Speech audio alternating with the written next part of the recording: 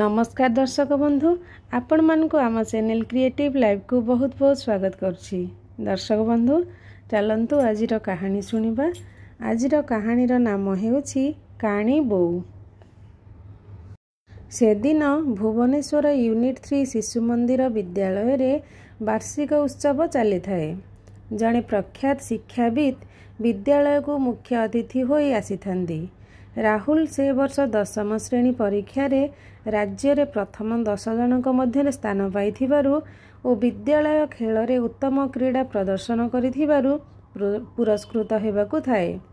राहुल मां को मध्य संबर्धना देबाकू प्रधान गुरुजी डाकी थांदी, किंतु राहुल मां काणी थिबारु तांको भल पाउनथिले। एणु ता बोऊ को स्कूल को न आसिबाकू मना करि देइ थाए। एणे प्रधान गुरुजी को ता बोऊ को देह भल नथिबारु से विद्यालय को आसी परिबे नाही बोली कहि देइ थाए। वार्षिक उत्सव आरंभ हैला।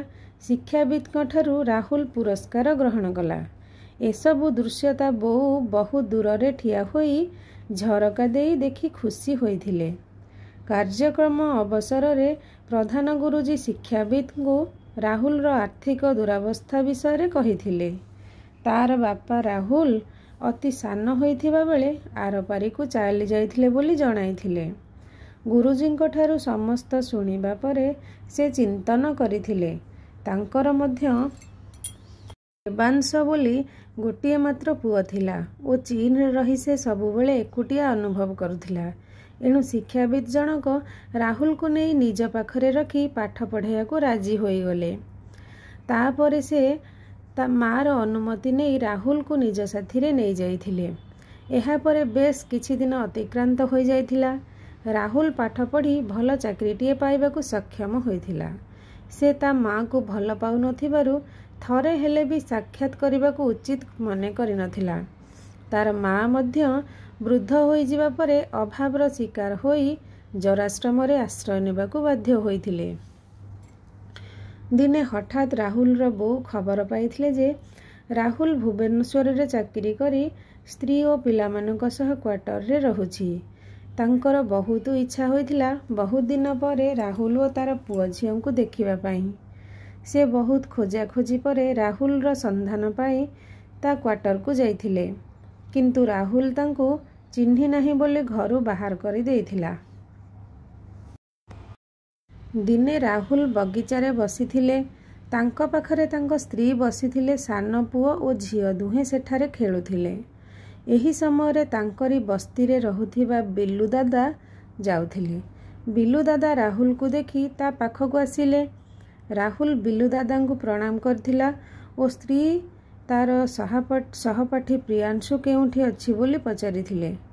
दादा तांको पुओ पुणे रे रही इंजीनियर भावरे कार्य करुथिबार जणाइथिले।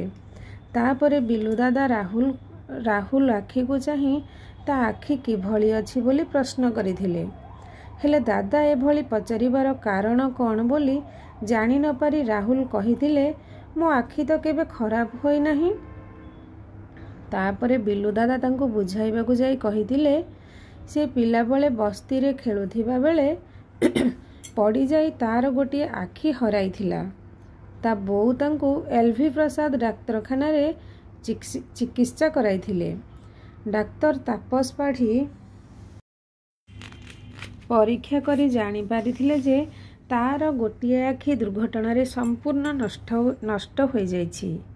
राहुल रो बोऊ संगे संगे तांको आखिरु गोटिए काढ़ी नेई पुआ आखिरे लगाई देबाकू डाक्तरंकु अनुरोध करिथिले। सेही आखि पाई तू देखि पारिथिलु तो बोऊ काणी होई जाइथिले। बिल्लू दादांको ठारू समस्त सुनिबा परे ता आखि लुहरे ओदा होई जाइथिला। से निज भूल पाई अनुताप करिथिला ओ दादांको पचारिथिला, एबे मो बोऊ केउठी अछि। बिल्लू दादा राहुल को कहिथिले, से अनेक दिन जराश्रम रे थिला।